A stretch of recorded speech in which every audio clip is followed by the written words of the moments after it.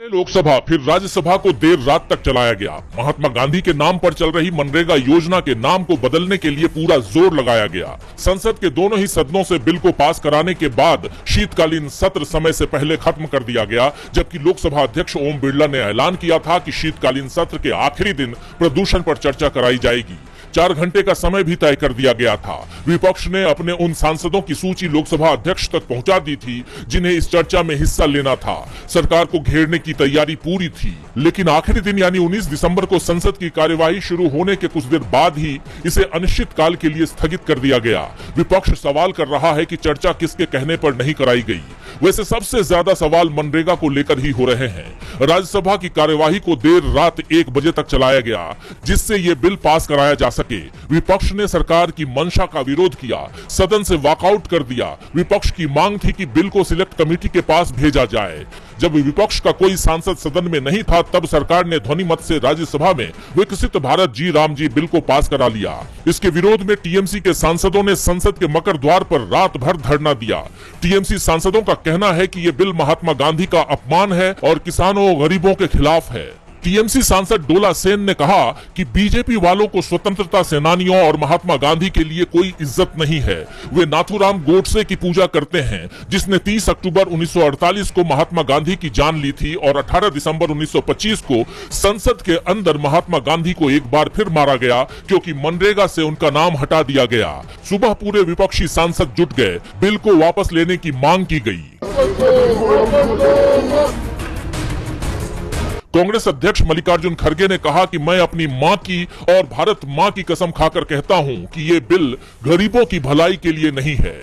तो वहीं कांग्रेस सांसद प्रियंका गांधी ने मनरेगा से महात्मा गांधी का नाम हटाने पर कहा कि संसद का सत्र इतने दिनों से चल रहा है, लेकिन सरकार आखिरी दिनों में कुछ बिल लेकर आती है और उसके लिए कम समय रखती है, फिर इन्हें हड़बड़ी में पास कराती है। ये अपने आप में संदिग्ध बात है। तो राहुल गांधी ने कहा कि मोदी सरकार ने एक दिन में मनरेगा के 20 साल खत्म कर दिए। विपक्ष के वोट चोरी के आरोपों पर केंद्रीय मंत्री जीतन राम मांझी ने मोहर लगा दी है। उन्होंने कहा है कि हमने फोन कर अपने हारते उम्मीदवार को जीत दिला दी। कांग्रेस और आरजेडी ने मांझी का एक वीडियो शेयर किया है, जिसमें वो खुलकर बोल रहे हैं कि हमारे एक फोन पर जीता हुआ कैंडिडेट हरा दिया जाता है। एक सीट गलती से हार गया।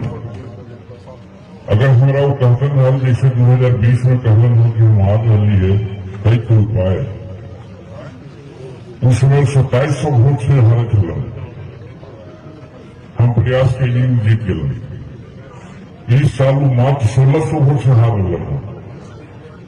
दुर्भाग्य हमारे है, उनका का दिमाग हो गई, हमारा से बात न कर सीधे मैदान छोड़ के भाग गए। मांझी के इस बयान के बाद बिहार चुनाव के नतीजों पर सवाल खड़े हो रहे हैं। मांझी का वीडियो शेयर करते हुए आरजेडी ने तीखा हमला बोला है। पार्टी ने कहा कि ये भारत सरकार में कैबिनेट मंत्री जीतन राम मांझी हैं, जो ठगेश कुमार जैसे पिद्दी पालतू आयुक्त के मुंह पर करारा तमाचा जड़, डंके की चोट पर खुले मंच से चुनाव नतीजों में हेराफेरी, मशीनरी और धांधली से चुनाव जीतने का शाही फॉर्मूला बता रहे हैं। अब कहां है बिकाऊ चुनाव आयुक्त और चुनाव आयोग? क्या यही है लोकतंत्र? तुम्हारा भांडा अवश्य फूटेगा।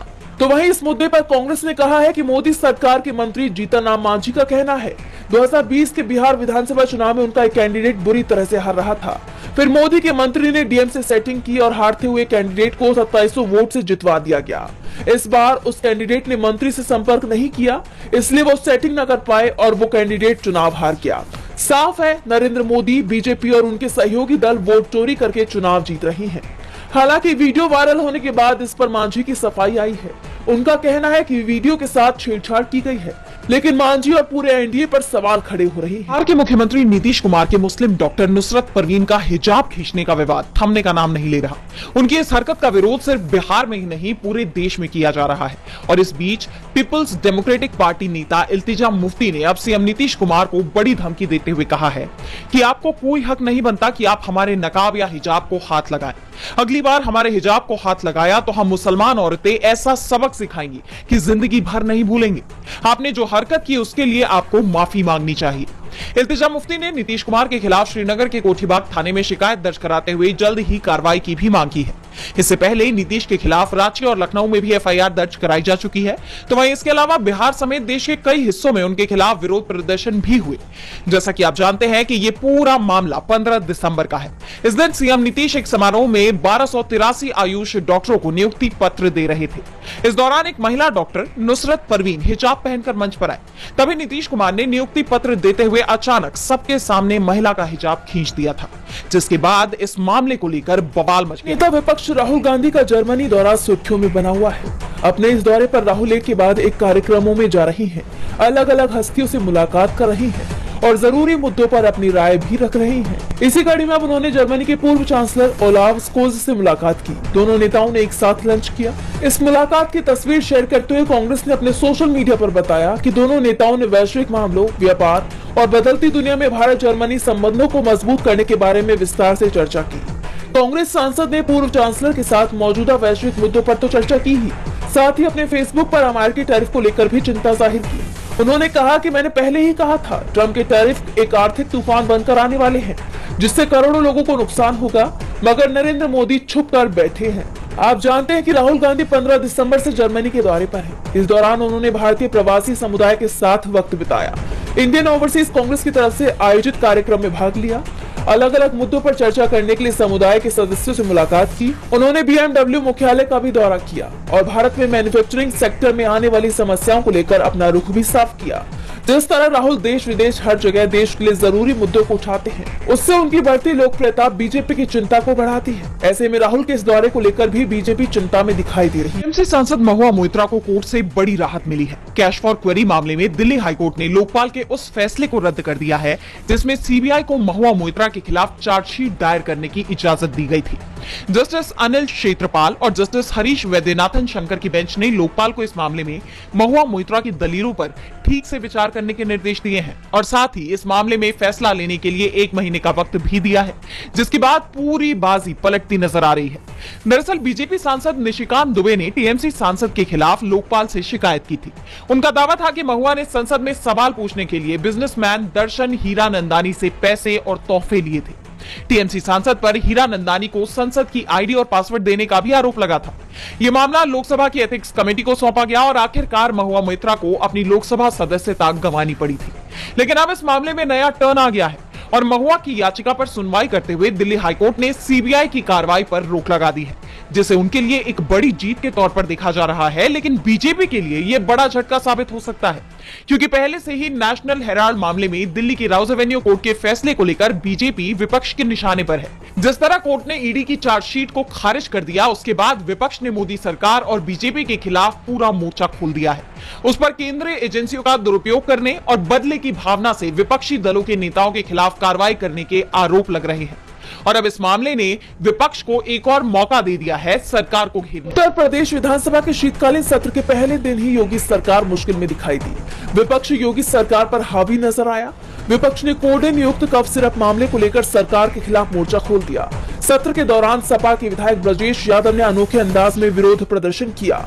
वो साइकिल पर सवार होकर विधानसभा पहुंचे और साथ में एक कटआउट लगाया जिसमें लिखा था, जादुई कफ सिरप पीने वाला मर जाता है, बेचने वाला दौलतमंद हो जाता है, सत्ता का संरक्षण पाता है, फिर विदेश निकल जाता है। उन्होंने आरोप लगाया कि कफ सिरप से जान लेने वालों को बीजेपी संरक्षण देती है कि भारतीय जनता पार्टी के लोगों ने जो जहरीली कफ सिरप पिलाई, जिससे गरीब के बच्चों को मारने का काम किया और अरबों खरबों रुपए कमाकर लोग विदेश भाग गए और भारतीय जनता पार्टी की सरकार उन लोगों को संरक्षण देने का काम कर रही है। सपा नेता ब्रजेश यादव की तरह ही कई विपक्षी नेताओं ने इस मुद्दे पर योगी सरकार को आड़े हाथों लिया।